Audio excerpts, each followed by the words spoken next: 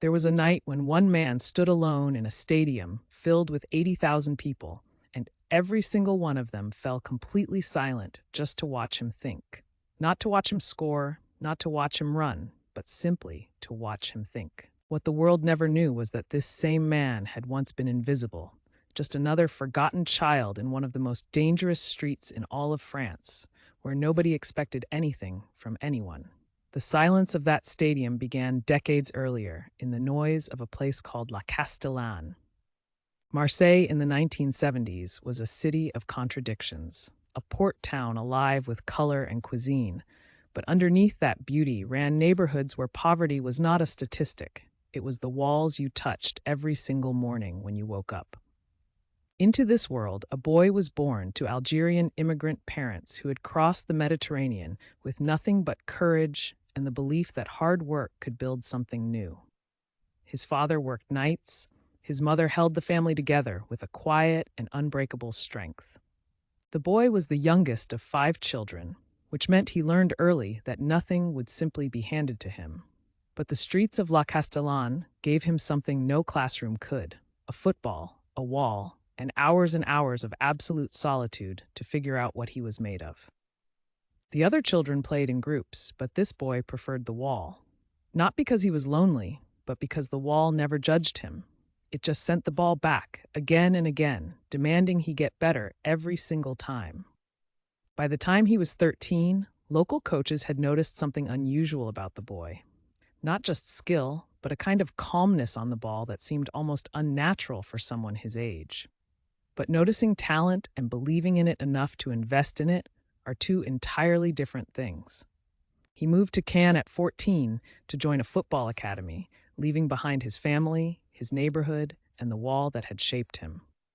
For the first time in his life, he was surrounded by boys who came from money, from stability, from worlds that had nothing in common with La Castellane. The early years at the academy were not a fairy tale. There were nights when homesickness pressed down on him like something physical, and coaches questioned whether a boy from the projects had the mental discipline required to compete at the highest level. If you have ever felt like the world had already decided your ceiling before you had a chance to prove otherwise, then you already understand exactly what this boy was carrying. Stories like this one are what this channel exists to tell. So follow along so you never miss the ones history almost forgot. But something in him refused to break. Every session, every criticism, every sideways glance from coaches who doubted him became material, something to be absorbed and converted into fuel. The boy from La Castellane was not going to be defined by anyone else's imagination. At 17, he made his professional debut for Cannes in the French second division, a moment that passed almost entirely without fanfare. No headlines, no television cameras, just a teenager stepping onto a pitch in front of a few thousand people and quietly beginning to announce himself to the world. The move to Bordeaux changed everything. Surrounded by better players and a more demanding tactical environment, something in him began to crystallize. The raw talent that had been visible since childhood was starting to take on a shape that football had genuinely never seen before. He was not the fastest player on the pitch, he was not the strongest, but in a sport obsessed with speed and power, he moved as though he had simply been given more time than everyone else, gliding between defenders with a grace that made professionals stop and stare.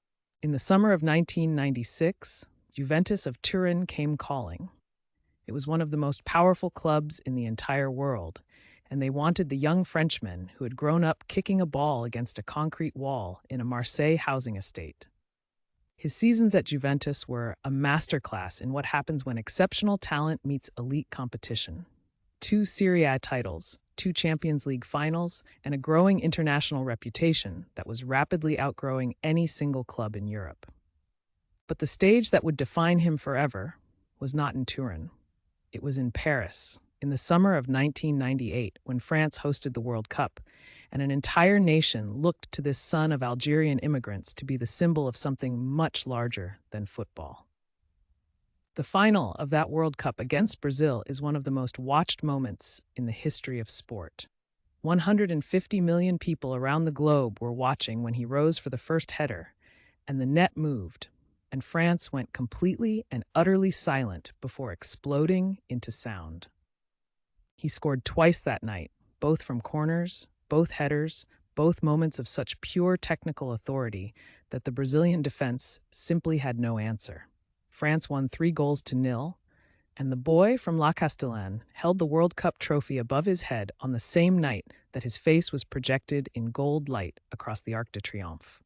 Real Madrid paid $102 million for him in 2001, a world record fee at the time. And even that number could not fully capture what they were buying. They were buying something that cannot be quantified: the ability to make a stadium of 80,000 people feel like they are watching something sacred. His goal in the 2002 Champions League final against Bayer Leverkusen is described by many coaches and players as the single greatest goal ever scored in club football.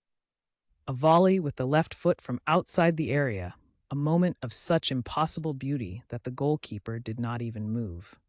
3 FIFA World Player of the Year awards, a Ballon d'Or, a World Cup, a European Championship, 2 Serie A titles, a La Liga title, and a Champions League. But those who played alongside him always said the trophies told only half the story.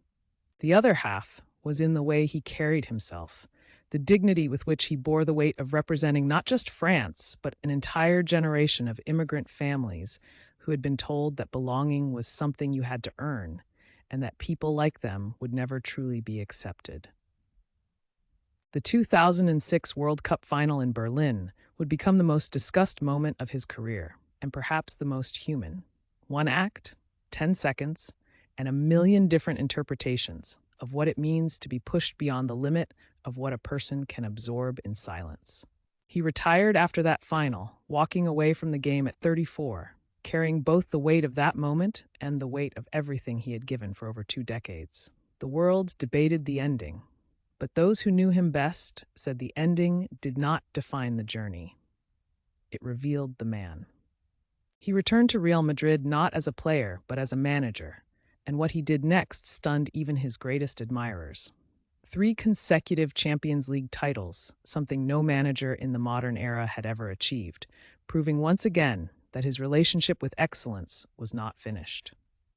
But perhaps the most extraordinary part of his story is not the trophies or the statistics. It is the fact that a child born in a concrete housing estate in Marseille, whose parents had nothing, somehow grew up to become the most graceful thing the world of football has ever produced. The wall in La Castellane is still there. People have painted it. Children still kick their balls against it on long summer evenings, not knowing that the man who changed the history of football once stood in exactly the same spot, learning what he was made of in complete silence. Greatness, it turns out, does not begin in stadiums or academies or in the offices of powerful clubs. It begins in the small, private decision a child makes to keep going when no one is watching, and to keep going again the next day and the day after that. His name became synonymous with elegance, but his life was built on something rougher and more honest than elegance. It was built on a boy who refused, day after day, to accept that the world he was born into was the world he was meant to stay in. Every generation produces players who are fast, powerful, and clinical, but it produces only 1 or 2 who make you forget entirely that you are watching a sport and feel instead that you are watching something closer to art. And those are the stories this channel will never stop telling, so stay close, because the next one is just as extraordinary.